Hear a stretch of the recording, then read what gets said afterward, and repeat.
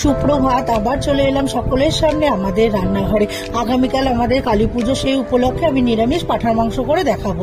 তার জন্য আমি প্রথমে আমন্ড, বাদাম, আদা, কাঁচা লঙ্কাটাকে পেস্ট করে নেব। নিয়ে এবার মাংসের মধ্যে মশলা পেস্টটাকে দেবো, টক দই দেবো, পরিমাণ মতো নুন আর হলুদ দিয়ে ওটা ম্যারিনেট করে আমি 1 ঘন্টা রেখে দেবো।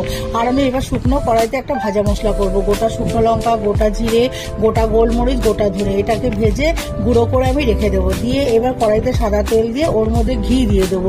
দিয়ে এবার জয়িত্রী, এলাচ আর লবঙ্গ, তেজপাতা ফোড়ন দিয়ে টমেটো কুচিটা দিয়ে একটু টমেটোটা নরম হলে ম্যারিনেট করা মাংসটা দিয়ে ভালো করে একটু কষিয়ে নেব। তারপরে কিছুটা কষার পর এবার কাশ্মীরি লঙ্কার গুঁড়ো, একটু স্বাদ মতো চিনি দিয়ে এবার আরেকটু কষিয়ে এবার ভাজা মশলাটাকে দিয়ে ভালো করে নাড়িয়ে এবার আমি জল দিয়ে অল্প পরিমাণ মতো দিয়ে প্রেসার কুকারে দিয়ে দেবো। দিয়ে সিটি মেরে তারপরে আমি গরম মশলার গুঁড়ো ছড়িয়ে দিয়ে নাড়িয়ে চাড়িয়ে নামিয়ে নেবো। তাহলেই রেডি আমার নিরামিষ পাঁঠার মাংস।